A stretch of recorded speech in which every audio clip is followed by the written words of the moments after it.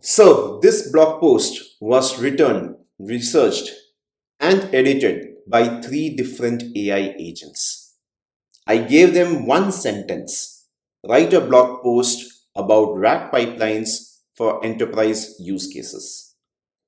One agent researched the topic, another wrote the draft, the third edited it for clarity and tone, and the fourth agent, the supervisor, managed the entire process, decided who does what in what order. And when the job was done, that's it, I got the result. 45 seconds, no human intervention. This is the supervisor pattern.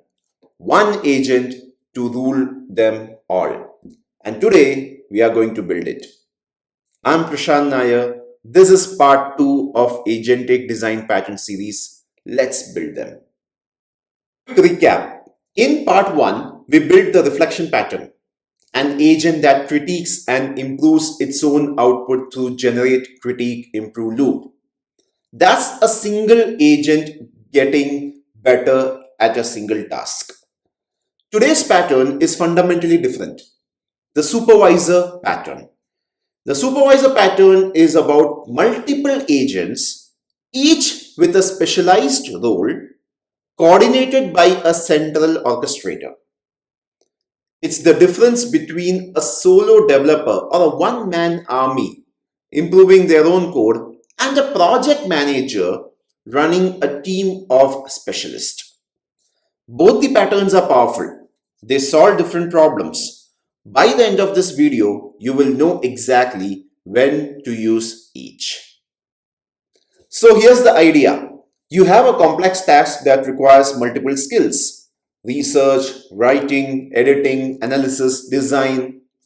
No single prompt or single agent can do all of that. To be very frank, if you even try to make him, it will be a messy work. So you create a specialist agent. Each one has a laser focus on each one skill. A researcher that's great at gathering and structuring information. A writer that's great at creating clear, engaging content. An editor that's great at polishing and formatting. But specialists alone are chaos. Who goes first? Who gets the output from whom? When is the job actually done? You need someone to make those decisions. And that's the supervisor, everybody. One agent whose only job is to orchestrate a team.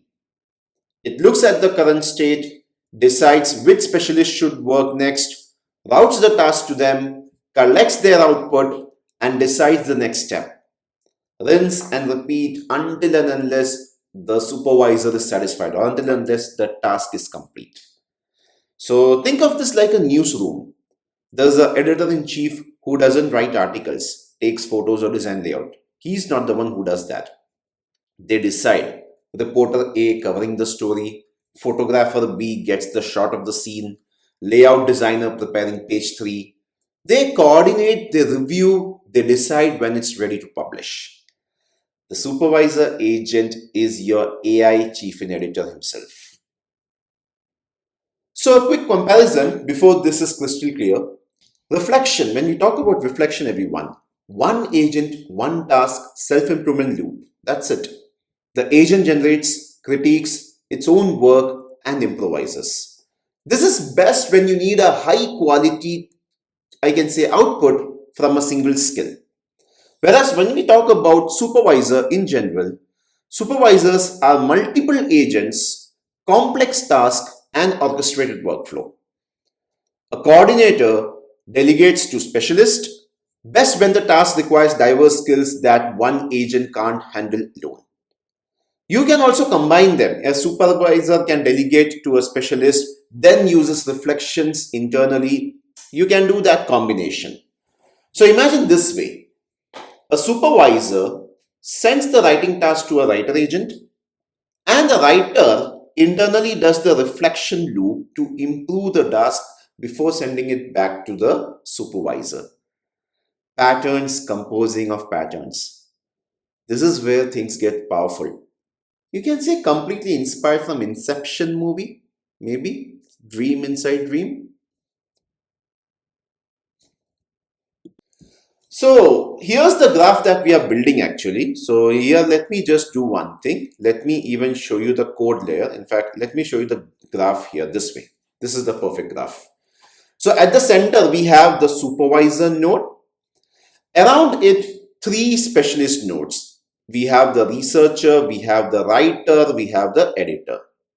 If you observe, the entry point is always the supervisor.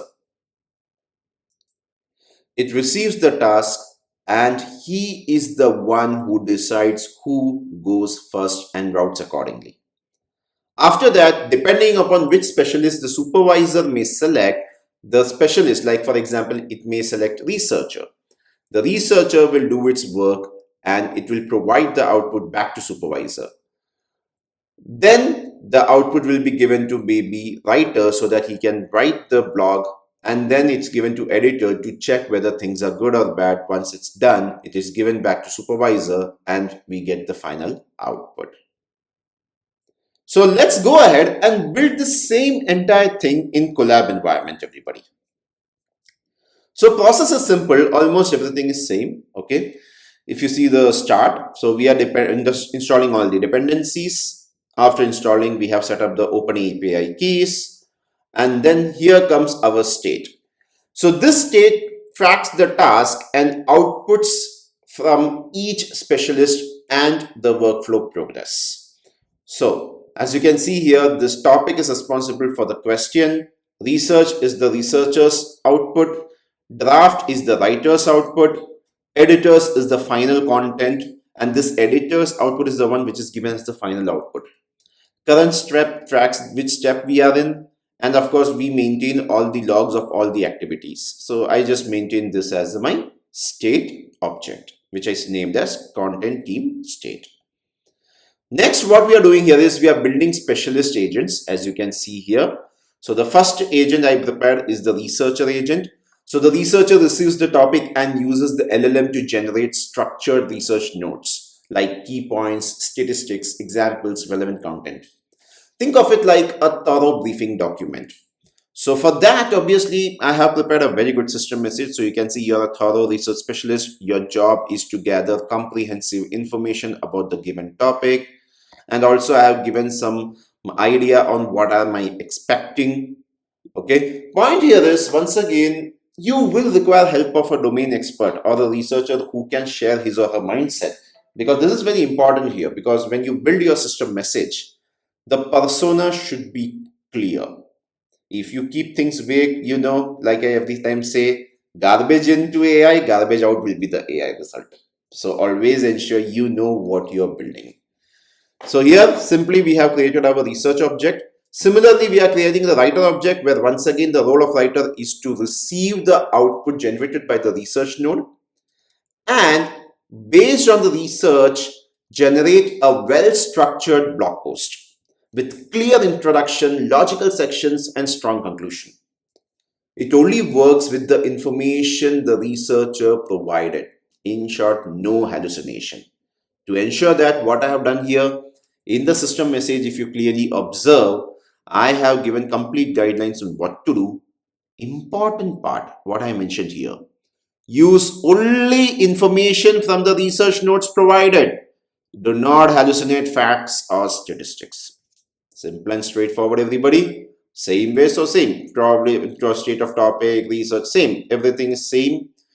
Now comes the editor, everybody. So the editor takes the draft created by the writer and it polishes it. When I say polishes, maybe we can focus on grammar, tonality, flow, formatting, adding subheadings if required, tightening some sentences, making things precise if required. In a nutshell, make it publication ready. Notice how each specialist has clearly defined input and output.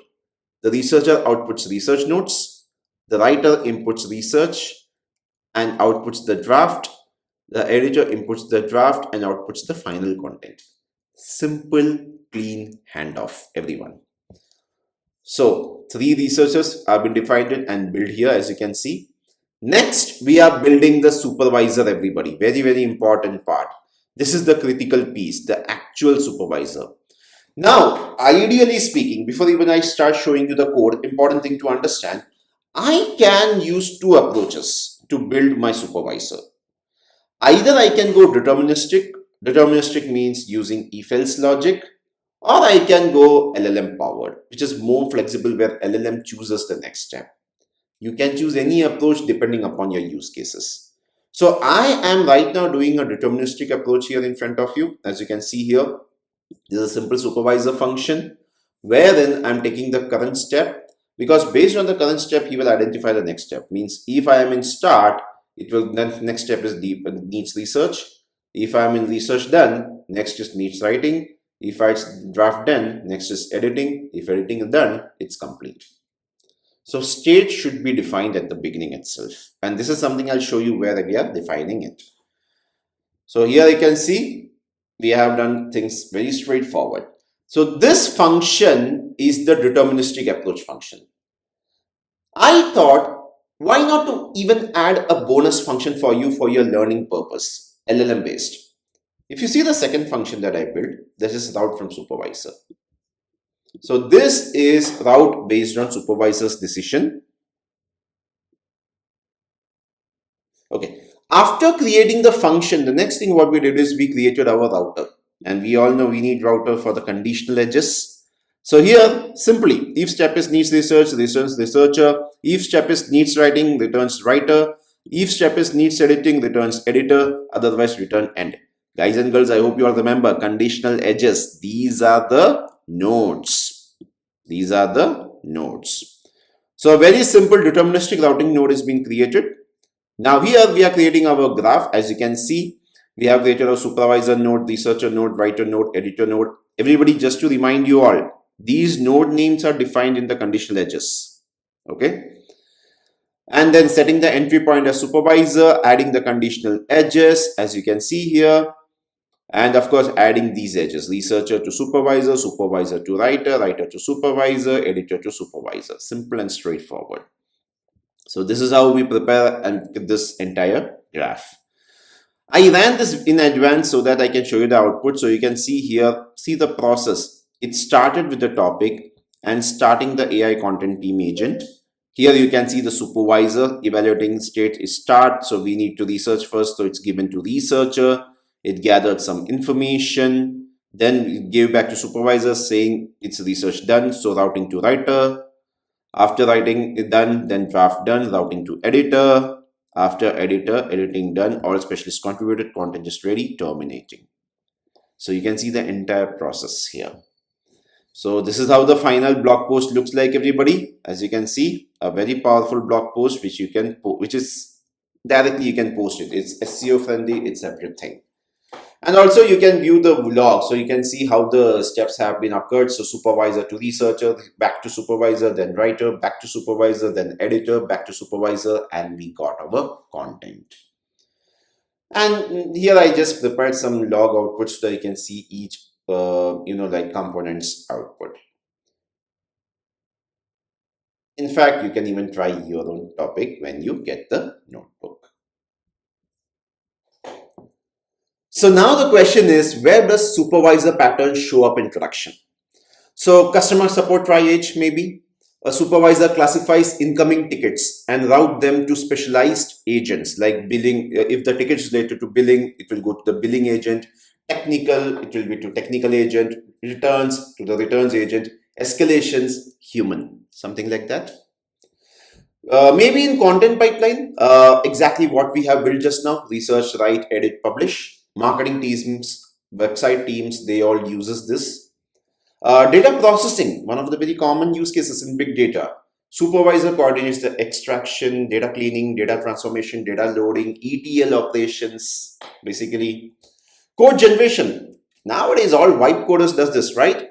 A supervisor delegates it to architect for the design, developer for the implementation, tester for the quality, reviewer for the code review, security for the security bugs detection, all those stuff. So biggest question here is when to use supervisor versus when to use reflection. So use reflection When one agent, one task, iterative improvement is required. In short, you're solving a depth problem. Whereas when we talk about supervisor, use supervisor when multiple skills needed. Something like complex workflow, clear specialist roles. Here we are solving the breadth of the problem, not the depth. When not to use supervisor, never use it for simple tasks that one agent can handle. You need to consider the costing aspect, obviously. And you not use it when there is no clear division of labor. See, bifurcation, team, that's required, right? The overhead of coordination should be justified by the complexity of the task. 3 agents for one paragraph summary actually is an overkill. Think in that way. So everybody, that's the supervisor pattern. One agent orchestrating a team of specialists, the boss of the AI team. But what if there is no boss? What if the agent collaborates as equals, taking turns, contributing their perspective, and building each other's work? That's the round robin pattern with reflection. And that's part 3. Subscribe so you don't miss this. This notebook for today's demo is available in the description. Run it for yourself, add your own specialist, and build your own AI team. I'll see you all in part 3. Bye-bye.